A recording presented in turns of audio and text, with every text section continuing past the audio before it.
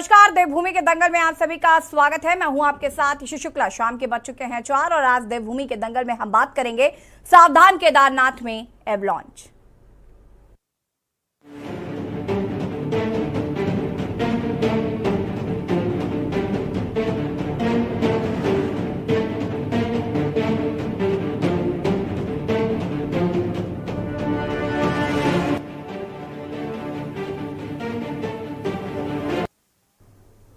उत्तराखंड के केदार घाटी में एक बार फिर बर्फीला तूफान आया है। मिली जानकारी के अनुसार सुबह 6:42 के लगभग केदारनाथ की पहाड़ियों पर श्रद्धालुओं को बर्फीला तूफान देखने को मिला। केदारनाथ मंदिर में करीब 5 किलोमीटर ऊपर पर्वतीय क्षेत्र में आया बर्फीला तूफान देख केदारनाथ धाम के दर्शन करने गए श्रद्धालु भयभीत हो गए। दरअसल चंद दिनों के अंदर ही केदारनाथ की पहाड़ियों पर यह तीसरी बार बर्फीला तूफान है। अभी तक किसी भी नुकसान की कोई खबर नहीं है। केदार घाटी से करीब 5 किलोमीटर ऊपर 6500 फीट ऊंचाई पर तीसरी बार बर्फीला तूफान देखा गया। दरअसल पहला बर्फीला तूफान 22 सितंबर को शाम 6:30 बजे और दूसरा बर्फीला तूफान 27 सितंबर को सुबह करीब 9 बजे और सोमवार को फिर सुबह करीब 6:42 पर बर्फीली तूफान की घटना देखी गई। हालांकि इस एवलांच से कोई नुकसान नहीं हुआ, पर एवलांच ने सभी को सकते में डाल दिया है। चर्चा आज इसी पर, सावधान केदारनाथ में एवलांच।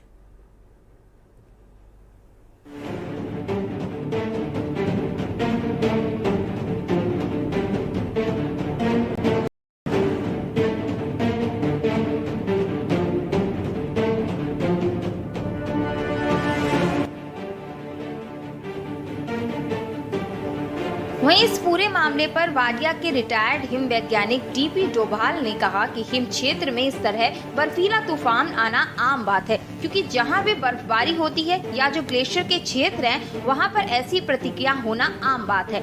हालांकि जो आज एवलांच आया है वो केदारनाथ से करीब 5 किलोमीटर ऊपर है। दरअसल जब निचले इलाकों में बारिश होती है उससे ऊपर का तापमान कभी कम हो जाता है, जिससे वहां बर्फबारी का सिलसिला शुरू हो जाता है। यही नहीं, केदार घाटी में पिछले 10 दिनों के भीतर 3 बार आए एवलांच के सवाल पर डीपी डोभाल ने बताया कि केदारनाथ धाम में जो पुनर्निर्माण का कार्य चल रहा है, इसकी वजह से भी केदार घाटी में एवलांच आने की संभावना बढ़ गई है। दरअसल डीपी डोभाल के अनुसार केदारनाथ धाम में चल रहे पुनर्निर्माण कार्यों के दौरान ब्लैक कार्बन समेत तमाम डस्ट ऊपर की ओर उड़ रही है, जो ग्लेशियर पर जाकर जमा हो जाती है, जिसके चलते जब बर्फबारी होती है तो ग्लेशियर के ऊपर जमा ब्लैक कार्बन के ऊपर ताज़ी बर्फ जमा हो जाती है, जिससे तेजी से बर्फ के फिसलने की संभावना काफी अधिक बढ़ जाती है। ऐसे में केदार घाटी में जो एवलांच आया है, यह भी एक बड़ी वजह हो सकती है। मैं कह नहीं सकता, पर जो मैं समझता हूँ इस एवलांच का क्या कारण रहा होगा क्या करिए, क्योंकि जो नीचे कंस्ट्रक्शन हो रहा है आजकल, जो भी अल्टीमेटली वो डस्ट वहाँ से ऊपर बहुत जा रही है, जो ग्लेशियर ऊपर जमा हो रहा है। ग्लेशियर पर लगभग काले भी हो रहे हैं, डस्ट भी पड़ रहा है। एक बार ग्लेशियर एक थिन लेयर बन जाती है, डस्टिंग की लेयर पड़ जाती है, तो उसमें ऑब्जर्वेशन ज़्यादा होता है, हीट ज़्यादा, जो जमा रेडिएशन होता है, लॉन्ग वेव शॉर्ट वेव, वो ज़्यादा हीट को वो करता है। तो ग्लेशियर में तो मतलब ग्लेशियर जो है ऑलमोस्ट जो है मोबिलाइज फॉर्म हो जाता है, गीला टाइप होने शुरू हो जाता है, और उसमें जब स्नो आती है उसका वेट बढ़ता है तो वो फिसल नीचे आ जाता है। पर्यावरणविदों का मानना है कि केदारनाथ की पहाड़ियां सेंसिटिव हैं। यहाँ पर हलचल होने से पर्यावरण के लिए सही नहीं है। केदारनाथ धाम में पुनर्निर्माण के कार्य सही तरीके से नहीं किए जा रहे हैं। बुग्यालों के साथ ही कैचमेंट एरिया को नुकसान पहुँचाया जा रहा है। जिस तरह से 2 बार केदारनाथ के पीछे की पहाड़ियों में हिमस्खलन हुआ है, यह भविष्य के लिए किसी बड़े खतरे का इशारा है। ह्यूज एवलांच हिमालय की पहाड़ियों से नीचे आता हुआ दिखा, जो कि पूरे वैज्ञानिकों के लिए, भूगर्भ वैज्ञानिकों के लिए और पर्यावरणविदों के लिए चिंता का विषय बन गया है। और बर्फ का, एवलांच का इतने तेजी से नीचे खिसकना, ये कहीं ना कहीं पर्यावरणीय असंतुलन को दिखाता है। जैसा कि हम सब लोग जानते हैं कि केदारनाथ में केदारनाथ हिमालय जो है वो बहुत ही सेंसिटिव जोन में है, और सेंट्रल हिमालय का पार्ट है हमारा उत्तराखंड, और सबसे यंगेस्ट माउंटेन की श्रेणी में आता है, यानी कि ये हिमालय अभी बनने की कगार पर है। सबसे बड़ी बात ये, हम इतने दिनों से चिल्ला रहे हैं कि जो केदारनाथ प्राधिकरण का कार्य चल रहा है, केदारनाथ का जो सौंदर्यीकरण है उसका डेवलपमेंट होना है। कई बार यहाँ पे देखा गया कि केदारनाथ के पीछे ब्लास्ट किया जा रहा है, और आप सोच सकते हैं कि उस चौराबाड़ी ग्लेशियर के नीचे, जहां से वो पहले ही सेंसिटिव जोन में है, उसके नीचे ब्लास्ट करके आप कंस्ट्रक्शन के काम को कर रहे हैं। केदार घाटी में आए लगातार बर्फीले एवलांच को लेकर अब विपक्षी दल कांग्रेस ने राज्य सरकार से लेकर प्रधानमंत्री नरेंद्र मोदी के ड्रीम प्रोजेक्ट केदारनाथ पुनर्निर्माण पर कई सवाल खड़े किए हैं। कांग्रेस का मानना है कि केदार घाटी में लगातार पुनर्निर्माण के साथ साथ मंदिर में भी छेड़छाड़ की जा रही है, और यही वजह है कि इस तरीके के एवलांच घाटी में देखने को मिल रहे हैं। लेकिन फिर भी सरकार कतई सचेत नहीं है, कहीं यह ना हो कि 2013 जैसी त्रासदी फिर देखने को मिले। इसलिए सरकार को सचेत रहना चाहिए और प्राकृतिक पर्यावरण से छेड़छाड़ नहीं करनी चाहिए। केदारनाथ की आपदा को हम नहीं भूले हैं, और बड़े दुख की बात है कि दोबारा से ये जो ग्लेशियर टूटा है और केदारनाथ के पीछे ये खतरा मंडरा रहा है, हम आंखें नहीं खोल रहे हैं। मैं फिर कहूंगी कि उत्तराखंड की सरकार मोक्ष धाम में सोने की परत चढ़ा रही है, ठीक उसी प्रकार से जैसे 2013 में के धारी माँ का मंदिर हटाया गया था, उसके बाद आपदा आई थी। जो आस्था की बात होती है, जो परंपराओं की बात होती है, उनके साथ छेड़खानी नहीं करनी चाहिए, परंतु लगता है सरकार को ये बात समझ में नहीं आ रही है। वो उद्योगपति जो चाहता है कि यहाँ पे सोने की परत चढ़ाई जाए, कम से कम वो अपनी आंखें खोल ले, कम से कम वो इस बात को समझ ले कि बाबा के धाम में इतना डिस्टर्बेंस जो क्रिएट हो रहा है, जो वो ठोकने का काम किया जा रहा है, जो वहां पे विस्फोटकों का इस्तेमाल किया गया है, सिर्फ इसलिए कि ये कहा जाए कि प्रधानमंत्री ने वहां पर बढ़ चढ़ के केदारनाथ को रेस्टोरेशन काम जो है बहुत बढ़िया करा। इस चीज के लिए नहीं है देवभूमि। देवभूमि को बख्श दीजिए और हर कार्य जो किया जा रहा है उस क्षेत्र में, उस ओर ध्यान दीजिए। हालांकि यह सिलसिला हर साल देखने को मिलता है, लेकिन जो केदार घाटी का क्षेत्र है वहां पर हमेशा ही बर्फबारी होती है।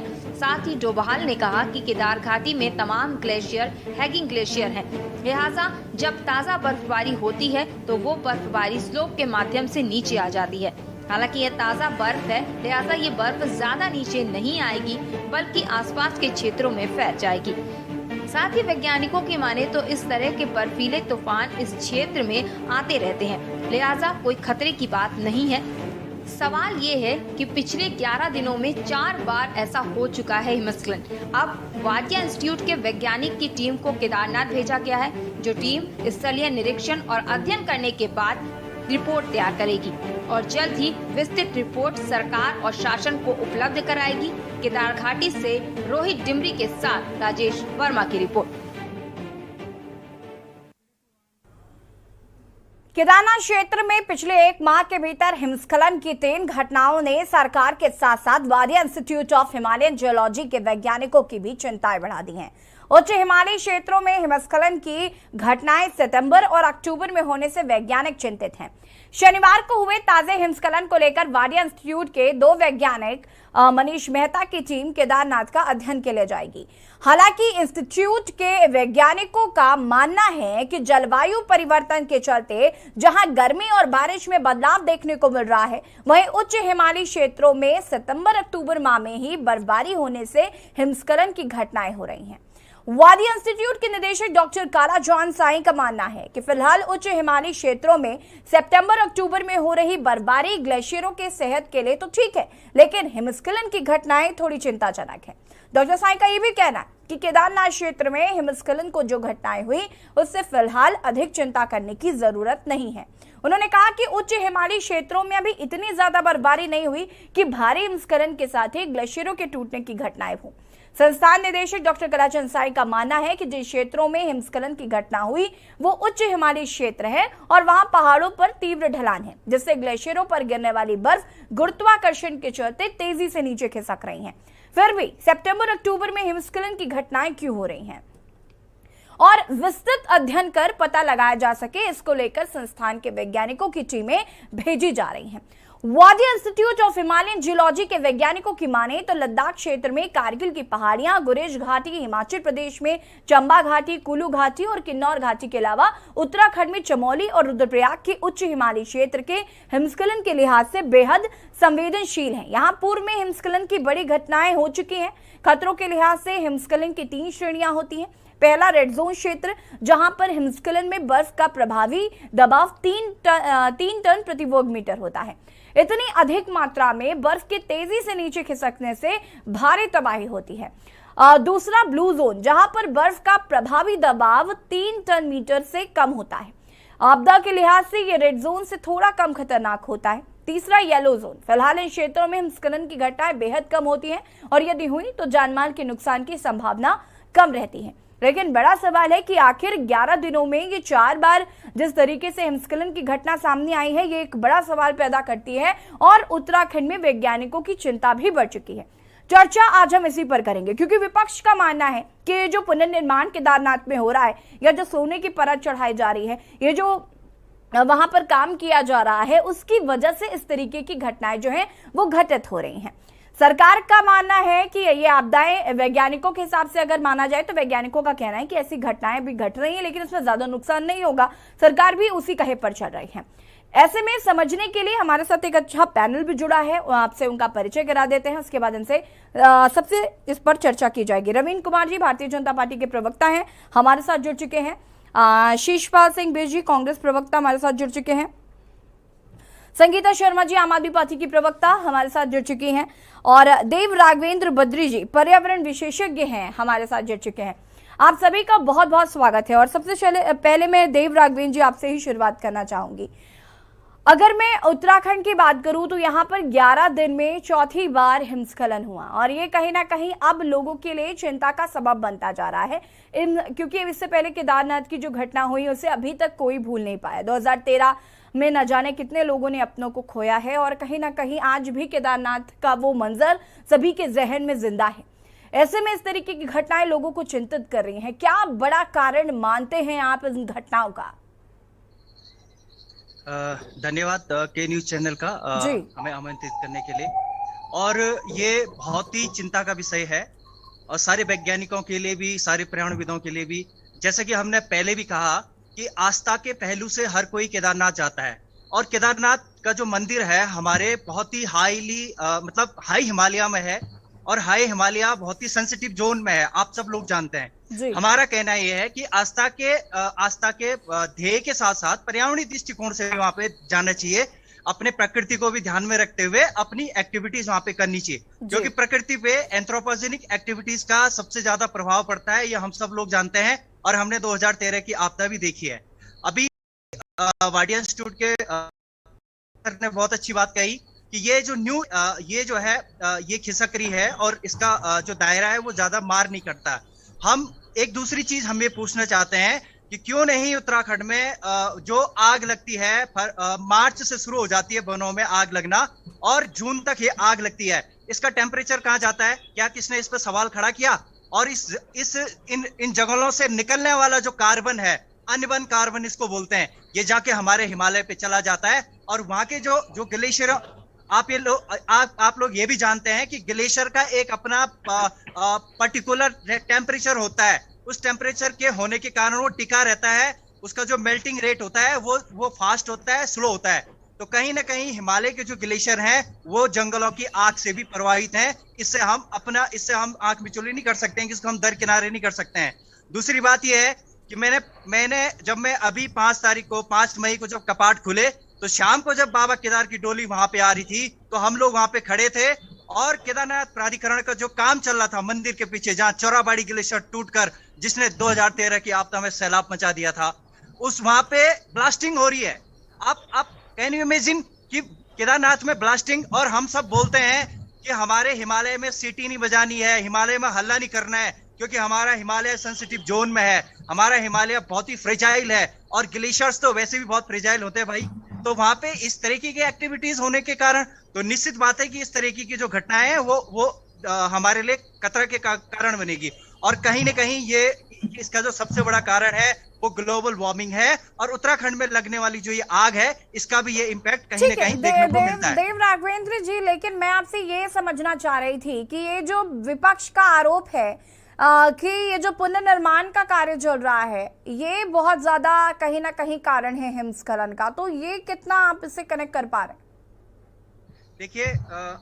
देखिए विकास होना बहुत जरूरी है। विकास, हम ये नहीं कहते कि विकास नहीं होना चाहिए, लेकिन एक डेवलपमेंट जो है वो सतत विकास होने चाहिए। अगर आप केदारनाथ में, वो एक हिमालय जोन है, तो एनजीटी के भी कुछ नियम होंगे ना कि हिमालय में किस तरीके से काम होना चाहिए। आपको देखना चाहिए कि क्या वो काम मैनुअली हो रहा है। अगर वहां पे ब्लास्टिंग जैसे वीडियो, आप सब लोगों ने वो वीडियो चलाई हैं, सब लोगों ने वो वीडियो देखे हैं कि जहाँ पे मंदाकिनी नदी के कैचमेंट एरिया पे, मंदाकिनी नदी के रूट पे ब्लास्टिंग हुई है, तो ये ब्लास्टिंग किस चीज के लिए हो रही है? तो ये कहीं ना कहीं वहां का जो प्राधिकरण है उसको सोचना चाहिए, और इस तरीके से विकास करना है। इस तरीके से हिमालय को हमें कोई स्विट्जरलैंड तो नहीं बनाना है ना, हमें वो एक आस्था का केंद्र है जहाँ पे कि पर्यावरण के दृष्टिकोण को देखते हुए हमें विकास करना है। ठीक है देव राघवेंद्र जी, वापस मैं आपका रुख करूंगी। हमारे साथ कांग्रेस प्रवक्ता जुड़े हुए हैं शीशपाल जी। शीशपाल जी, क्या कुछ कहना चाहते हैं? बहुत बहुत स्वागत है आपका। जी धन्यवाद यशी जी। जहां तक मैं समझता हूँ यशी जी, ये राजनीति से ऊपर का विषय है, और ये सबसे बड़ा इसमें ये है कि ये जो आज हिमालय में हो रहा है, और ये राघवेंद्र जी ने क्योंकि पर्यावरण से जुड़े हैं विस्तार से बातें बात से सहमत हूँ कि नया हिमालय है, सेंसिटिव क्षेत्र है, और भूगर्भीय दृष्टि से भी बड़ा संवेदनशील ये हमारा प्रदेश है। और हिमालय में क्योंकि पहले भी केदारनाथ में इस प्रकार की आपदाएं आ चुकी हैं, और इसको आपदा के मतलब इसको जो मामले को, इसको एक आस्था के साथ साथ जो है पर्यावरण की दृष्टि से आज जो विश्व का वातावरण, आज ग्लोबल वार्मिंग का मामला है, इससे भी जोड़ के देखना चाहिए। और क्योंकि वाडिया भूगर्भ संस्थान के अभी डोभाल जी ने भी कहा कि इसको जिस प्रकार से उन्होंने कहा कि ये होता रहता है हिमालयी क्षेत्र में, क्योंकि इसमें मैं सरकार पे बहुत ज्यादा इसलिए नहीं, क्योंकि सरकार इस प्रकार की घटनाओं को, ये तो नहीं है कि कोई बर्फ का अब वहाँ एविलांच आ रहा है, कोई हिमस्खलन को रोक तो नहीं सकती, लेकिन कल वहां पर अगर इस प्रकार की कोई जान माल की बड़ी दुर्घटना, कोई घटना है जो प्रदेश के लिए, देश के लिए बड़ी खतरे की घंटी में, उसके लिए सावधानियां सरकारी स्तर पर जरूर होनी चाहिए। और ये बड़ा गंभीर विषय जो उन्होंने कहा कि वहां पे ब्लास्टिंग हो रही है, तो ये देखा जाना चाहिए ये चीज। और दूसरा, बहुत साल पहले जब यहाँ पर एविएशन शुरू हुआ था, हेलीकॉप्टर सेवाएं शुरू हुई थी, तो उसका बहुत विरोध स्थानीय स्तर पे हुआ था, क्योंकि वहां पर आज इतने हेलीकॉप्टर्स की डेली गड़गड़ाहट से, वो इसको भी वैज्ञानिकों को देखना चाहिए कि इसका कितना असर वहाँ ये संवेदनशील हिमालयी क्षेत्र पे वहां पर हो रहा है। निश्चित तौर पर, क्योंकि आज अंधाधुंध जो हम आधुनिकीकरण की दौड़ में और बिल्कुल परंपरागत धार्मिक यात्राओं को छोड़ के आज बिल्कुल तकनीक के भरोसे जो चल पड़े हैं, उसका भी निश्चित हो सकता है इसका कोई साइड इफेक्ट हो सकता है। लेकिन सरकार को निश्चित तौर पर, जैसे अब यहाँ पर एनडीआरएफ, एसडीआरएफ या एविएशन वगैरह की ये चीजें, अब ये तो अभी ये बता रहे हैं भूगर्भ वैज्ञानिकों से, मैंने भी अलग तरीके से बात की कि इसका मेरे ख्याल में कोई पहले भविष्यवाणी भी नहीं की जा सकती, जैसे भूकंप वगैरह की कर सकते हैं। तो ये सावधानी का रखने का ही एक मामला है, और सरकार को, स्थानीय प्राधिकरण को, ये पर्यावरणविद, वाडिया संस्थान, इन सब लोगों को इस मामले में देखना चाहिए कि क्या भविष्य में अगर कहीं बड़ी दिक्कतें आई, अगर मानवीय संकट की, किसी आपदा की स्थिति अगर आई, तो उस समय हम क्या कर सकते हैं जो त्वरित तौर पर, ऐसा ना हो कि पहले हमने देखा कि जब बड़ी आपदा केदारनाथ में आई थी उस समय तो बड़ा समय लग गया था वहां पर राहत व्यवस्था जुटाने में, और बड़ा जान माल का नुकसान हुआ था, और उसको मेरे ख्याल में उस समय अगर रोका भी नहीं जा सकता था। लेकिन अगर पहले से, क्योंकि चोड़ाबारी ग्लेशियर में जो समय हुआ था उससे 3-4 साल पहले मुझे याद आ रहा है कि कुछ अखबारों में बड़े आर्टिकल छपे थे उस मामले में। अगर सरकारें तब संवेदनशील होती, गंभीर होती, तो हो सकता है कि वो आपदा के समय कुछ उसको असर को कम किया जा सकता था, लेकिन सरकारों ने उसको बहुत गंभीरता से उस समय नहीं लिया। अब ये आप कह रहे हैं 11 दिन में 4 बार वहां पर ऐसे एविलांस आ गए हैं, जो लगातार हम पिछले 11 दिनों से समाचार देख रहे हैं। तो ठीक है, अभी वाडिया की वहां पर टीम गई, केंद्र सरकार की भी जो इसमें सक्षम संस्थाएं ठीक है। उनको भी अलर्ट होना चाहिए। शीश पाजी, देखिए इस पर हम पर्यावरण आगे विस्तार से चर्चा करेंगे, दृष्टि चूंकि हमारे साथ आम आदमी पार्टी प्रवक्ता और भाजपा प्रवक्ता भी जुड़े हुए हैं। आप दोनों हमारे साथ बने रहिए। और बता दें आपको कि बात करें हिमस्खलन की, आपको बता दें कि जिस तरीके से केदारनाथ पे 11 दिन में चौथी बार हिमस्खलन हुआ है, उससे कहीं ना कहीं वैज्ञानिकों की भी चिंता बढ़ गई। चर्चा हम इसी पर कर रहे हैं, लेकिन छोटे से ब्रेक के लिए चल हासिल।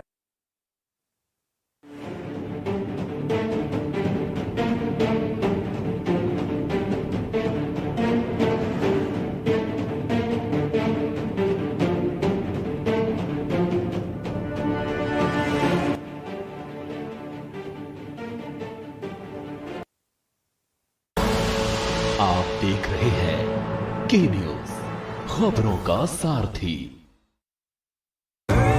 देखें कौन नया खिलाड़ी आया है, समझा देते हैं, प्यार से समझाएंगे। ये तो अपनी जुबान है। जुबान एक हो तो दिल भी एक होने चाहिए। विमल, बोलो जुबान केसरी। मस्त मस्त मस्त मस्त मस्त है, बड़ी मस्त है, टेस्ट में भी लज्जत है।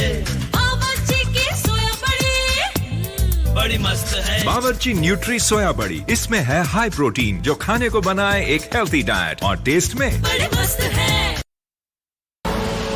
आप देख रहे हैं के न्यूज, खबरों का सारथी। कोर्ट कचहरी के ना लगे चक्कर, सबसे अधिक यही है बेहतर। लेकिन बढ़ ही जाए पाला तो कहां जाए, क्या करें? घबराए नहीं, अब हर मुश्किल होगी आसान। के न्यूज इंडिया पर वकील आपका देगा समाधान। कीजिए कॉल, पूछिए अपने सवाल।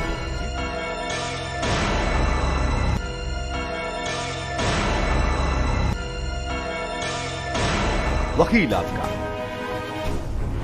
हर रविवार दोपहर 3 बजे केवल के न्यूज इंडिया पर। आप देख रहे हैं के न्यूज, खबरों का सारथी।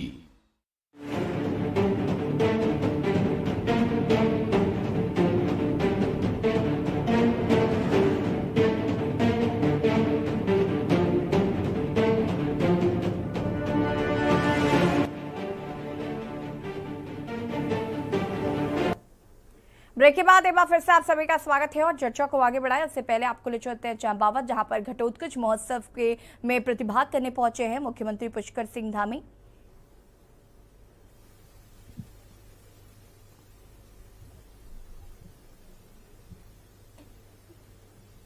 चंपावत की ये सीधी तस्वीरें आपको हम दिखा रहे हैं।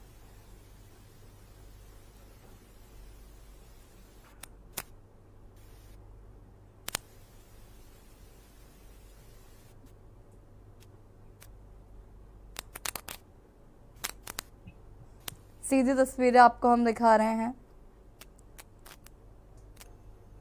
चंपावत से, जहां पर घटोत्कच महोत्सव में प्रतिभाग कर रहे हैं मुख्यमंत्री पुष्कर सिंह धामी।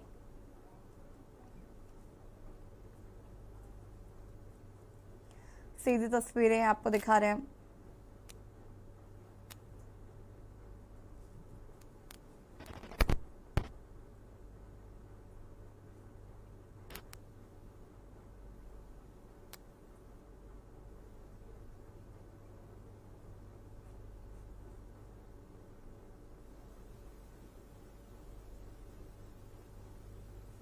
सीधी तस्वीरें चंपावत से, जहां पर मुख्यमंत्री पुष्कर सिंह धामी घटोत्कच महोत्सव कार्यक्रम में प्रतिभाग कर रहे हैं। ये सीधी तस्वीरें आपको हम दिखा रहे हैं।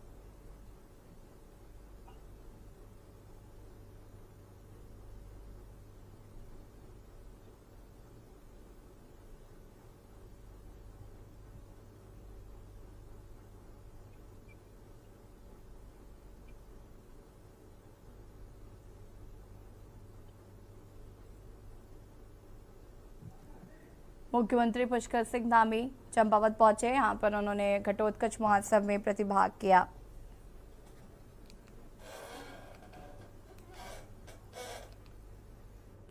और देवभूमि के दंगल में आज हम चर्चा कर रहे हैं हिमस्खलन की। पौडी इंस्टीट्यूट ऑफ हिमालयन जियोलॉजी के वैज्ञानिकों की माने तो लद्दाख क्षेत्र में कारगिल की पहाड़ियां, गुरेज घाटी, हिमाचल प्रदेश में चंबा घाटी, कुल्लू घाटी और किन्नौर घाटी के अलावा उत्तराखंड में चमोली और रुद्रप्रयाग के उच्च हिमालयी क्षेत्र हिमस्खलन के लिहाज से बेहद संवेदनशील है। और एक और जहां विपक्ष तमाम आरोप लगा रहा है सरकार पर, विपक्ष का कहना है कि जिस तरीके से पुनर्निर्माण का कार्य किया जा रहा है वहां पर उसकी वजह से कहीं ना कहीं ये हिमस्खलन की घटनाएं जो है अब बढ़ने लगी हैं। चर्चा हम इसी पर कर रहे हैं। हमारे साथ आम आदमी पार्टी के प्रवक्ता संगीता जी भी लगातार बनी हुई हैं, साथ ही साथ रविंद्र कुमार जी हमारे साथ बने हुए भारतीय जनता पार्टी के प्रवक्ता हैं। संगीता जी, आपसे जानना चाहेंगे हम क्या कुछ कहना चाहती हैं?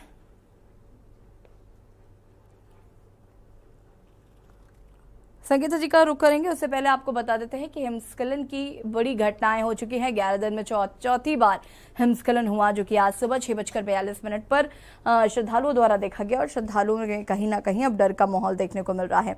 खतरों के लिहाज से हिमस्खलन की 3 श्रेणियां होती है। पहला रेड जोन क्षेत्र, जहां हिमस्खलन में बर्फ का प्रभावी दबाव 3 टन प्रति वर्ग मीटर होता है।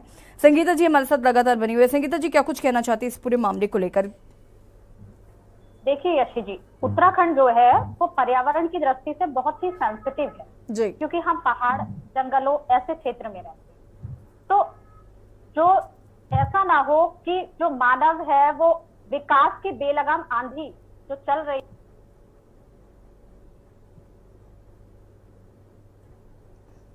विकास की बेलगाम ना हम इतना न बह जाएं कि हम सब कुछ समाप्त कर दें। ऐसा बिल्कुल नहीं होना चाहिए। और देखिए, मानव और पर्यावरण का जो संतुलन है उसको भी बहुत ज्यादा बनाए रखने की जरूरत है। और ये जिम्मेदारी उत्तराखंड के हर एक व्यक्ति की है।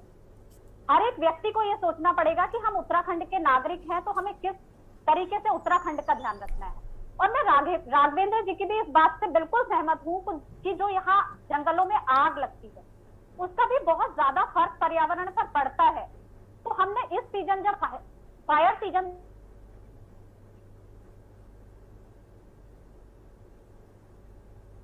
देखा था, तो सरकार उसमें काफी हद तक नाकाम रही थी और हुआ, तो उसका असर जो पर्यावरण पर पड़ा वो भी हमें लगता है कि लगातार हम जिस तरह से देख रहे हैं कि 4 बार एवलांच को हम देख चुके, तो और 2013 को अभी हम भूले नहीं है। तो कहीं ऐसा ना हो कि आगे हम कुछ ऐसा बड़ा देखें, उससे पहले ही हमें इन सारी चीजों से बहुत कुछ सीखने की जरूरत है, बहुत कुछ उसमें नया रुख अपनाने की जरूरत है। तो सरकार को भी इसमें बहुत ज्यादा ध्यान देने की ये जरूरत है कि जब इस पर हम 4 धाम है यशी जी, तो हम धार्मिक दृष्टि से, पर्यावरण की दृष्टि से उत्तराखंड बहुत बहुमूल्य है, पर्यटन ही यहाँ सब कुछ है, तो हम उन चीजों को रोक भी नहीं सकते। आस्था का प्रतीक है हमारे ये केंद्र, तो सारे विश्व से लोग यहाँ आते हैं और आएंगे, हम उसको बिल्कुल नहीं रोक सकते। लेकिन जो लोग आते हैं उनको कैसे हमें संभालना है, कैसे उन पे नियम कानून रखने हैं कि जो वो एरिया है केदारनाथ का सेंसिटिव जोन है, वहां पर पर्यावरण का जो प्रदूषण है, पहली बात उससे बचा जा सके। पॉलिथीन का प्रयोग जो वहां होता है, चाहते हुए भी जो धरातल पर काम होना चाहिए, यशी जी हम कहते जरूर है कि पॉलिथीन का प्रयोग नहीं करना है, लेकिन जो धरातल पर काम है वो उस तरीके से नहीं हो पाता, जिसका भी देखिए संगीता जी, ये आप मानते हैं कि पर्यावरण के लिए एक जिम्मेदारी सिर्फ और सिर्फ सरकार की नहीं हो सकती, हमें और आपको कोशिश करनी होगी। और हमें और आपसे का मतलब है कि आम जनता को, क्योंकि कहीं ना कहीं देखिए प्लास्टिक बैन है, हमें खुद से सोचना चाहिए कि पर्यावरण जो है वो इम्पोर्टेंट है, उसे बचाना हमारा भी अपना नैतिक धर्म बनता है। हमें सरकार आके नहीं बताएगी कि आपको पॉलिथीन नहीं यूज करनी है या पर्यावरण को बचाना है, हमें खुद से सोचना चाहिए। हम भी इसी समाज का हिस्सा है। मैंने यशी जी अपनी बात शुरू करने से पहले ही कहा था कि हम सब की जिम्मेदारी है, एक एक व्यक्ति की जिम्मेदारी है पर्यावरण को बचाना। तो केदारनाथ तो जब बहुत सेंसिटिव जोन है तो वहां हमें और ज्यादा बचाने की जरूरत है, तो हमें इन नियमों का भी ध्यान रखना पड़ेगा। दूसरी चीज यशी जी, देखिए वहां गाड़ियों का प्रयोग बहुत ज्यादा होता है। इस बार हमने देखा ऊपर तक बहुत गाड़ियां गई, तो सरकार को इस ओर ध्यान देने की जरूरत है कि जो इलेक्ट्रिक वाहन है उनका ज्यादा से ज्यादा प्रयोग ऐसे एरिया में हो जी, ना कि पेट्रोल डीजल के वाहन वहां जाए, उसको भी बचाने की जरूरत है। दूसरी चीज, जो वहां लगातार माइट लगा करके डायनामाइट लगाए जाते हैं, फिर ब्लास्ट किए जाते हैं, वो वहां प्रयोग नहीं होने चाहिए।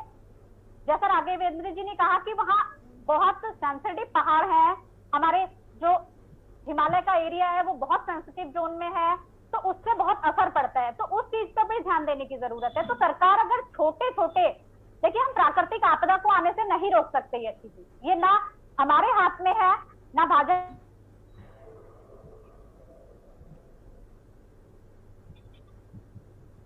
के ना कांग्रेस के, किसी व्यक्ति के हाथ में नहीं है। और ये राजनीतिक मुद्दा जो कि हम सबको प्रभावित करती है। तो इस बात ये है कि जो सत्ता में है, जो सरकार में है, उसकी जो एक जिम्मेदारी है वो उसे बखूबी निभानी है। और इसमें छोटे छोटे अगर चीजों पर ध्यान दिया जाएगा तो जो बड़ी एक दुर्घटना हो सकती है उससे हम बचा सकते हैं लोगों को, उससे उत्तराखंड को बचाया जा सकता है। तो सरकार को इस ओर यही ध्यान देना चाहिए कि वहां गाड़ियां जो है वो ज्यादा ना जाए, इलेक्ट्रिक बसेस का यूज किया जाए, इलेक्ट्रिक गाड़ियों का यूज किया जाए, जो पोल्यूशन को जितना ज्यादा बचा सकते हैं। बड़ी बड़ी बहुमंजिला इमारतें ना बनाई जाए, होटल जो है वो मंदिर से थोड़ा दूर रहे, जिससे कि वो वहां पे उसका पोल्यूशन का प्रभाव वहां पे ज्यादा ना हो। क्योंकि होटलों में यशी जी हम एसी भी देखते हैं, भले ही वो ठंडा इलाका है, लेकिन आज हम कहीं भी होटलों में चले जाएं, एसी हमें हर जगह मिलता है। बिल्कुल। तो वो एसी भी बहुत पर्यावरण को नुकसान पहुंचाता है। तो ये छोटी छोटी जो चीजें हैं ये पर्यावरण को बहुत ज्यादा हद तक नुकसान पहुंचाती हैं। और जो ऐसे एरियाज हैं उन जोन को एक सेंसिटिव जोन मान करके कुछ निश्चित मानक बनाने पड़ेंगे कि वहां इन चीजों का प्रयोग कम से कम हो, जिससे कि पर्यावरण की दृष्टिकोण से हम पर्यावरण के साथ छेड़छाड़ ना करें। क्योंकि जब मानव पर्यावरण के साथ छेड़छाड़ करता है तो उसके दुष्परिणाम हमने पहले भी देखे। और बिल्कुल, देखिए संगीता जी, बहुत इंपॉर्टेंट हो जाता है कि हम खुद से ही इस बात को तय करें और हमें भी ये बात पता होनी चाहिए कि क्या जरूरी है और क्या नहीं, और पर्यावरण को कैसे बचाना है, ये हमारी नैतिक जिम्मेदारी है, ये भी हमें समझना होगा। आपको रुक करूं उससे पहले हमारे साथ रवीन जी भी लगातार बने हुए। रवीन जी, क्या कुछ कहना चाहते हैं? आरोप लग रहे हैं सरकार पर कि सरकार पुनर्निर्माण कार्य करा रही है और डायनामाइट जो है वो लगाया जा रहा है, जिसकी वजह से जब पहाड़ टूटते हैं वैसे भी हिमस्खलन हो रहा है, तमाम चीजें हो रही हैं और पर्यावरण को नुकसान पहुंचाया जा रहा है। क्या कुछ कहना चाहेंगे? देखिए, आज कम से कम एक बात को लेके पैनल में बैठे हुए सभी लोग सहमत हैं और यशी जी आप भी उसमें शामिल हैं जी, कि हमें अपने पर्यावरण को और अपनी जो हमारी जो हमारे धार्मिक स्थल है उनको कैसे जो है प्रगति पे भी ले जाएं और पर्यावरण को भी नुकसान ना हो। इसके ऊपर मैं ज्यादा नहीं समझता किसी ने हमारे ऊपर ब्लेम किया या सरकार को ब्लेम किया। कहीं ना कहीं सुझाव की दृष्टि से आज सबने अपने अपने मत को रखा और मैं भी सबके मत में अपने आप को शामिल करते हुए मैं ये जरूर कहूंगा, राघवेंद्र जी ने जिस प्रकार से इस ओर भी ध्यान आकर्षित किया कि जंगलों में आग जिस प्रकार से लगती है, इस ओर हमें ध्यान देना चाहिए। मैं आज आपके चैनल के माध्यम से कहता हूं कि अभी हमें आज से ही इस ओर जो है हमारी सबकी राजनीतिक दलों की, मेरी व्यक्तिगत भी और राजनीतिक दलों की, आने वाली गर्मियों के लिए भी हम साथ साथ आज से इस बात का मैसेज तमाम जनता को देते रहे कि आप यात्रा पे आए या जंगल के रास्ते से गुजरे तो इस चीज का ध्यान रखें कि हमारे किसी भी प्रकार के जंगल में हमारे कारण आग ना लगे। अब प्राकृतिक रूप से कोई पत्थर घिसने से आग लग जाए वो विषय अलग है, लेकिन हमारे कारण ना हो। अब रही बात देखिए हिम संकलन की, इसमें सभी एक्सपर्ट ने और बड़े बड़े इसमें भूवैज्ञानिकों ने अपने अपने हिसाब से इस पे राय दी है। आज 2 सदस्यीय कमेटी भी भेजी गई है। जहां तक डायनामाइट या उसका सवाल है, ये मेरी जानकारी में नहीं है कि क्या ऐसा विस्फोट करके कोई चीजें हुई हैं वहां पे, लेकिन अगर कोई भी वहां पे निर्माण ऐसा हो रहा है तो वो एनजीटी के तहत सारे जितने अथॉरिटी है जो इससे रिलेटेड है, पर्यावरण से रिलेटेड है, उनकी देखरेख में और उनके मानकों के हिसाब से जितना भी जो काम हो रहा है वह काम वहां पे मंदिर के क्षेत्र का हो रहा है कि मंदिर को विकसित किया। क्योंकि 2013 की जो आपदा आई थी उसमें बहुत बड़ा कारण ये था कि मंदिर क्षेत्र के आसपास जो है बहुत सारा निर्माण ऐसा हो गया था जिसके कारण जब आपदा आई तो लोगों को निकलने का मौका ही नहीं मिला। एक बड़ा कारण उसमें यह भी था लोगों की ज्यादा जान माल नुकसान होने का। इस दृष्टि से वहां पे जो निर्माण अब जो हो रहा है या किया जा रहा है, कई एक्सपर्ट्स और कई बड़े जो इसके नॉलेज रखने वाले लोग हैं उनके मानकों के हिसाब से उनके मार्गदर्शन पे इस तरीके का निर्माण हो रहा है कि आने वाले समय में अगर देखिए वो पूरा क्षेत्र बड़ा सेंसिटिव है। 3 बड़ी बड़ी पहाड़ियों से घिरा हुआ है, 5 नदियों का वहां संगम होता है और जो ग्लेशियर है हमेशा वहां एक्टिव रहता है। क्योंकि मैं आज पढ़ रहा था, क्योंकि मैं इसमें एक्सपर्ट नहीं हूँ एवलॉन्च पे या हिमस्खलन पे, लेकिन जितना मेरे को जानकारी हुई, जितना किन्हीं लोगों से मैंने सूचना प्राप्त करी या जानकारी प्राप्त करी, तो उसके कई कारण हैं। जैसे अब की बार जिस तरीके से बारिश का जो है लगातार थोड़ा सा लंबा समय आ गया। अभी मैं अखबार में भी पढ़ रहा था कि मानसून 10 अक्टूबर तक बोल रखा है वैज्ञानिकों ने, मानसून वैज्ञानिकों की 10 अक्टूबर तक मानसून रहेगा। तो ये एक कारण भी होता है। मैं आपसे एक सवाल पूछना चाहती हूँ। देखिए, पर्यावरण में सब कुछ आता है और हिमस्खलन की हम बात चूंकि कर रहे हैं क्योंकि अब 11 दिन में 4 बार हिमस्खलन हो रहा है, तो जाहिर सी बात है कि हमें चर्चा करनी चाहिए, इसलिए हम कर रहे हैं। लेकिन मैं आपसे जानना चाहती हूँ, अभी वो जो पेड़ आए थे इस दौरान जब कांवड़ यात्रा शुरू हुई थी, जो आपने मुख्यमंत्री जी ने आग्रह किया था, उन पेड़ों की क्या स्थिति है? क्या उनका कोई रखरखाव कर रहा है, उनका कोई ध्यान दे रहा है उन पर? देखिए, लगातार हर साल भारतीय जनता पार्टी पेड़ लगाने का कार्य करती है और भारतीय जनता पार्टी ने इस बार ये काम नहीं किया ना, इस बार काम किया है भक्तों ने। मैं आपसे जानना चाहती हूँ कि उन पेड़ों का क्या हुआ? सिर्फ कह देने से नहीं होता है कि पर्यावरण बचाओ, हम भी बचाएंगे, लेकिन सिर्फ आपने कह दिया और हमने मान लिया, दिख तो नहीं रहा। अभी मैं आपसे पूछ लूं, एक पेड़ मुझे बता दीजिए कि भक्त लगा के जो गए हैं श्रद्धालु, उनका क्या हुआ है, तो आपको नहीं पता होगा, क्योंकि उसके बाद सिर्फ कह दिया, कहने के बाद उस पर ध्यान रखना किसी की जिम्मेदारी नहीं बनती। ये बात आपका प्रश्न उठाना वाजिब है, लेकिन मैं इतनी दूर कहाँ किसने किस भक्त ने लगाया इसकी जानकारी मेरे पास वाकई में नहीं है। रविंद्र जी, लेकिन हाँ, मेरे पास वो जानकारी है जो मैंने डिसाइड किए गए थे। अगर आप थोड़ी सी जानकारी आप अपने थोड़े से बड़े वरिष्ठ सहयोगियों से ले जाके, तो आपको पता चल जाएगा कि वो कौन सी जगह थी जहां पर पेड़ लगाए गए हैं। और मैं चाहूंगी, आपसे गुजारिश करूंगी कि आप एक बार जरा नजर दौड़ा कर आइए और देखिए कि वहां पर क्या चल रहा है, पेड़ है भी या नहीं है, गायब हो गए वहां से। देखिए, मैं आपको बता रहा हूँ, देखिए मैं बिल्कुल आपके पास बड़ी उससे बात कर रहा हूँ। जितने हमने हमारे द्वारा या हमारी टीम के द्वारा या जो हमें लक्ष्य दिया था, उन जगहों का मैंने देखा है, तो लगभग मैं ये कह सकता हूँ कि 30-35% पेड़ जो है वो जीवित अवस्था में है, जो चल रहे हैं, जो हमारे द्वारा लगाए गए थे। चाहे वो स्कूल में लगाए हो, चाहे वो किसी शमशान घाट में लगाए हो, चाहे ऋषिपर्णा नदी के आसपास लगाए हो। तो ऐसा नहीं है कि वो सारे ही पेड़ मर गए। हाँ, ये जरूर है कि हमारे द्वारा जो लगाए हुए, मैंने कई सारे पेड़, मुझे आज भी याद है, मैंने 16 पेड़ आंवले के लगाए थे, 16 पेड़ आंवले के मानव केंद्र मंदिर में। उन 16 में से 14 पेड़ आज आंवला दे रहा, आज 8 साल पहले की बात बता रहा हूँ। तो मैं ये ऐसा नहीं है कि बधाई हो आपको इस बात के लिए। तो हाँ जी, यसी जी मैं बैठ के मैं बहुत, और मेरे घर में भी आप आएंगे ना, आप देखिए, मेरे को ये कहना पड़ रहा है, मेरे घर में 25 पेड़ हैं, 25। और मैं बहुत अच्छा एटमॉस्फेयर होगा आपके घर का। जी। और आसपास के सारे लोग मेरे घर को देख के बड़े खुश होते हैं। मैंने आज तक एक पेड़ ना काटा। अगर वो लग भी गया ना, कहीं हो रहा है, मैंने 3 शेड भी ऐसे लगाया है अपना, जहाँ गाड़ी खड़ी होती है उसकी जगह छोड़ दी, मैंने उसकी टहनी भी नहीं काटने दी। बहुत बढ़िया काम किया आपने। रविंद्र जी, मैं वापस आऊंगी आपके पास। एक बार राघवेंद्र जी का भी रुख कर लेते हैं। राघवेंद्र जी, देखिए, बात यहाँ पर चूंकि पेड़ की इसलिए भी मैंने की क्योंकि पेड़ पर्यावरण में एक बहुत अहम रोल निभाते हैं, एक बहुत अहम हिस्सा होता है, और हर किसी को पेड़ लगाना चाहिए। पेड़ और ना सिर्फ लगाना चाहिए, उनका रखरखाव भी हमारी जिम्मेदारी है, लेकिन वो आमतौर पर लोग नहीं करते। ठीक है, अगर हम उत्तराखंड की बात करें तो उत्तराखंड में बहुत सारे पेड़ थे जिनको काटा गया, बहुत विवाद हुआ, छात्र सड़कों पर आए, बहुत सारी चीज देखी हमने पिछले कुछ सालों में। लेकिन अभी जो हिमस्खलन हो रहा है, क्या इसके लिए पेड़ जो है वो भी क्या रिस्पॉन्सिबल है, या पर्यावरण? देखिए, पर्यावरण में पेड़ इंपॉर्टेंट है, ये ठीक बात है, लेकिन ये जो हिमस्खलन हो रहा है इसमें भी पेड़ों की अहम भूमिका है। जैसे कि आपने बताया कि जंगल जल रहे हैं, उसका कार्बन जाता है, तो वो पहाड़ों पर वहां पर जो बर्फ है उसमें जमता है, उसके बाद इस तरीके की घटनाएं हो रही हैं। यासी जी, ये पेड़ की बात आई तो दिल बहुत खुश हो गया क्योंकि कहते हैं कि पृथ्वी के जो लंग्स है ना, वो पेड़ हैं। और पेड़ क्या है? पेड़ों से बनता है जंगल, और जंगल से बनता है पारिस्थितिकी तंत्र। और जंगल जो है, इस धरती पर जंगल होने से जीवन हुआ है। आप इस चीज को क्यों नहीं बोलते हो? आप अपने वेदों को पढ़िए ना, हमारे चारों वेदों में हमें सिखाया गया है, हमारी जो संस्कृति थी वो प्रकृति पूरक रहने की है। और अगर हम अथर्ववेद में देखें तो अथर्ववेद में एक सूक्त आता है कि वृक्षा नाम चिपते नमो, वना नाम चिपते नमो, औषध्या नाम चिपते नमो। यानी कि वृक्ष भगवान शिव के समान है, कि जो इस धरती का, जो हम जैसे दानव लोगों ने कार्बन डाइऑक्साइड फैला दिया है ना, उसको पी रहे हैं लोगों को जीवन रखने के लिए। जैसे भगवान करने पिया था।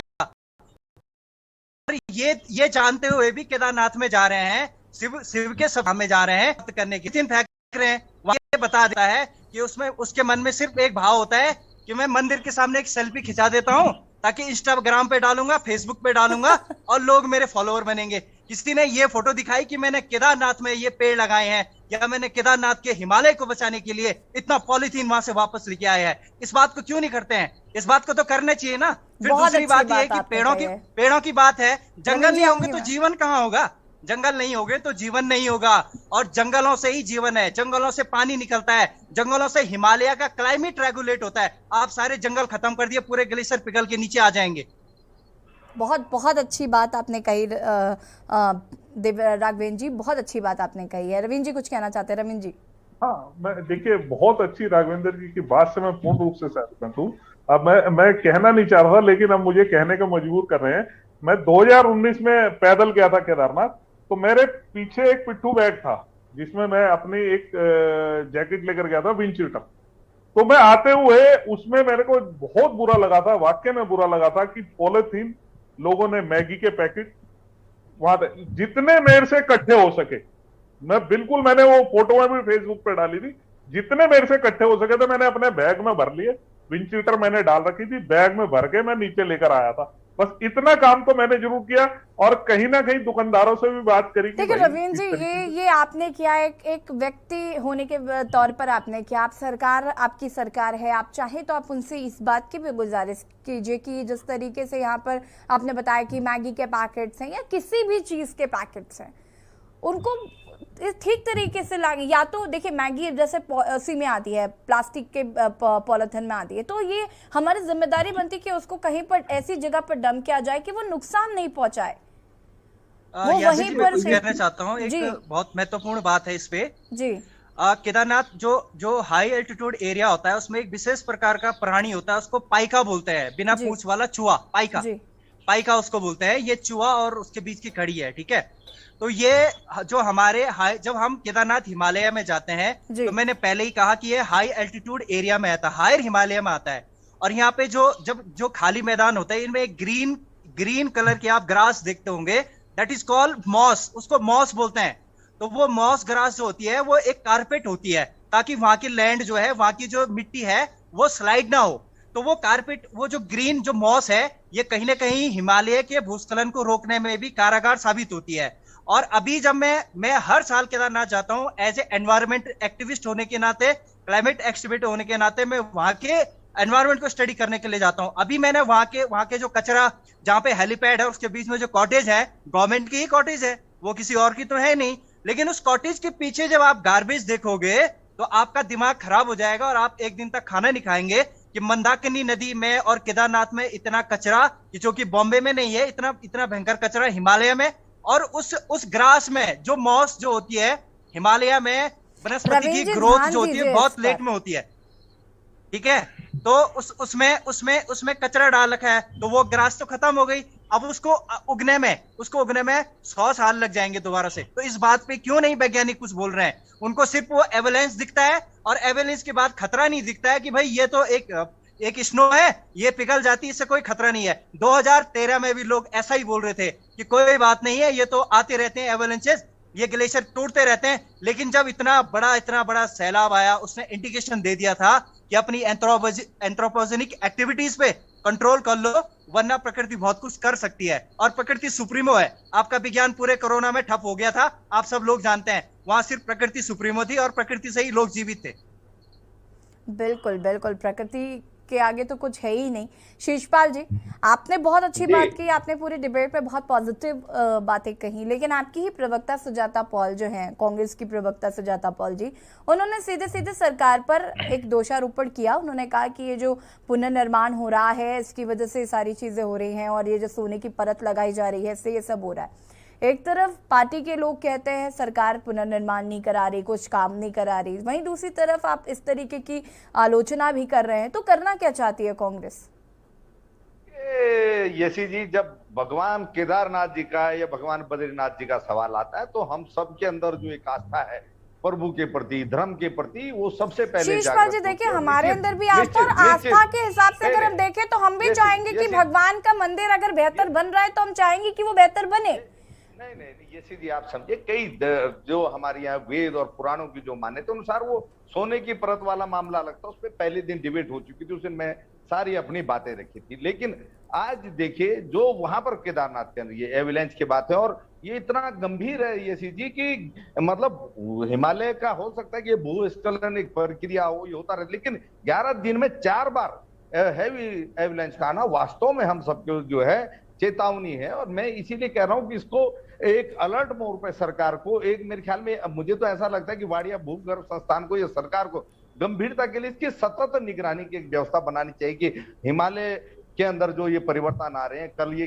कोई बड़े खतरे में न बदले, उससे पहले क्या करना चाहिए। और ये सारी बात, इसमें कोई दो राय नहीं कि पर्यावरण के प्रति हम सब लोगों को जागरूक होना चाहिए, और ये आम जन की जागरूकता के साथ और सरकार की इच्छा शक्ति से ही संभव हो पाएगा कि ये मिल करके इस प्रकार के पार्टनरशिप के प्रोग्राम चलाए जाएं, जिससे ये आगे, ये एक बड़ी बात है। लेकिन आज जो ये हैवी टिपिकल हिमालय में जो इस प्रकार की बदलाव आ रहा है, ये गंभीर विषय है, इसको वैज्ञानिकों को अलर्ट मोड पर मैं बोल रहा हूँ सतत निगरानी के लिए काम करना चाहिए, क्योंकि गंभीर ऐसा है कि मैं और आप इसमें कुछ नहीं कर पाएंगे। ये चीजें जब अगर कोई बड़ी आपदा आएगी तो इसको समय रहते सुधार करके इस मामले में विशेषज्ञों को लेके, जो वहां पर ये ब्लास्टिंग की जो बात आ रही है, भाई परंपरागत तरीके हैं निर्माण करने के, आप आधुनिकता के लिए कोई मना नहीं कर रहा है, आप करिए, ठीक है, विकास भी होना चाहिए, लेकिन आप परंपरागत तौर तरीके हैं विकास के, आप उनका इस्तेमाल करें उच्च हिमालय क्षेत्रों में। इस प्रकार की ब्लास्टिंग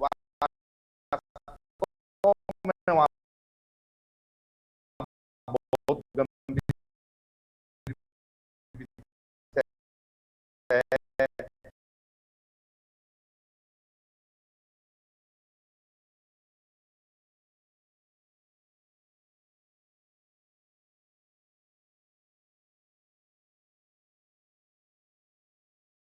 इतनी ज्यादा गार्बेज वहां पर है, तो भाई ये वहां पर प्राधिकरण बोर्ड और ये मंदिर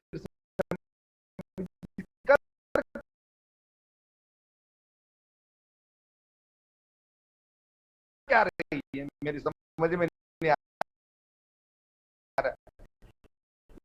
इसकी तो सबसे पहले वहां से जो क्लियरिंग की व्यवस्था करनी चाहिए, तो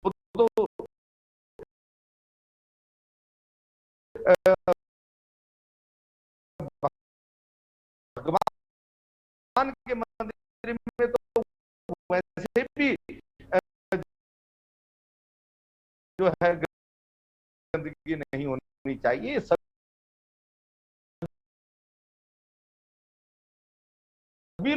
लोगों को जानने वाले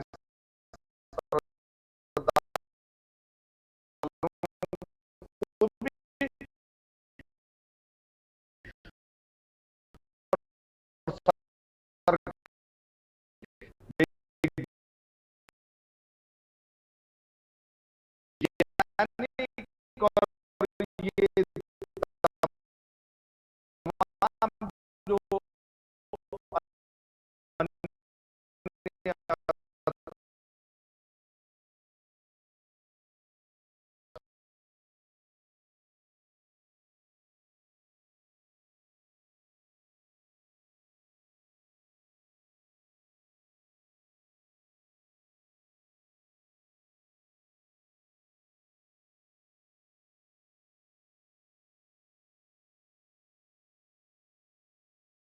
जो पैदा होता है, तो उसकी वजह से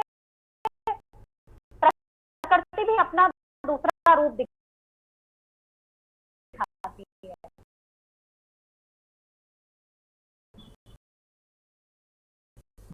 और जिसको हमने अभी देखा कि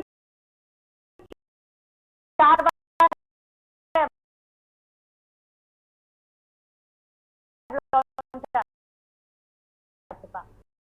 तो कोई बड़ी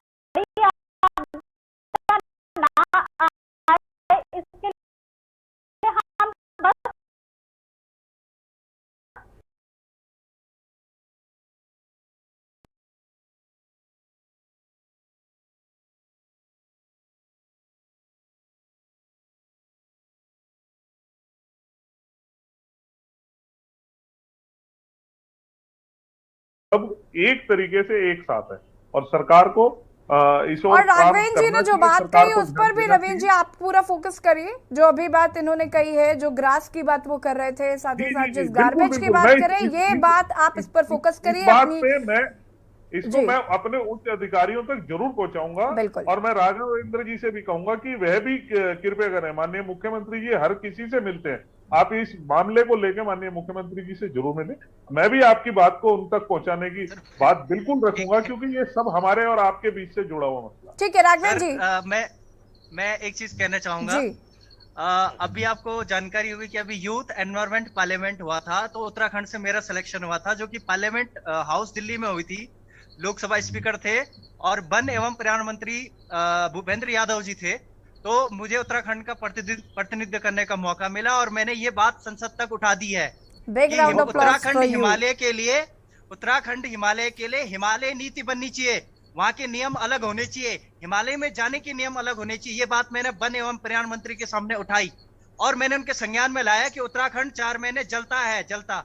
और सीबी की रिपोर्ट है, इस साल 2022 में अकेला उत्तराखंड है जिसने पूरे भारतवर्ष को 50% कार्बन दिया, जो कि बहुत बड़ी बधाई की बात है, बहुत अच्छी बात है। राघवेंद्र जी, हम आपको बधाई देते हैं कि आपने ये बात संसद तक पहुंचाई है और स्पेशली मैं आपसे बात कर आज बहुत खुश हूं कि हमारे देश के युवा आप जैसे हैं और इतना जानकारी रख रहे हैं पर्यावरण को लेकर। तो निश्चित ही हम जरूर ये जो चीजें खतरा जो उत्तराखंड में हो रहा है, इससे हम पार पाएंगे और उम्मीद करते हैं कि आगे आने वाले समय में ये खतरे बहुत कम होंगे, अगर आपकी नॉलेज ऐसे ही और लोगों को प्रभावित करती रही। तो बहुत बहुत शुक्रिया आप सभी का चर्चा में शामिल होने के लिए। और आज देवभूमि के दंगल में बात कर रहे थे पर्यावरण को लेकर, जहां एक और इस वक्त हिमस्खलन हो रहा है देवभूमि उत्तराखंड में, उसको लेकर कहीं ना कहीं वैज्ञानिक भी चिंतित है। इसके लिए पर्यावरण एक बहुत बड़ा कारण है जिसे बचाना हमारी और आपकी अहम जिम्मेदारी है। देवभूमि के दंगल में फिलहाल उतना ही। देखते रहिए के न्यूज़ इंडिया। नमस्कार। इस कार्यक्रम के प्रायोजक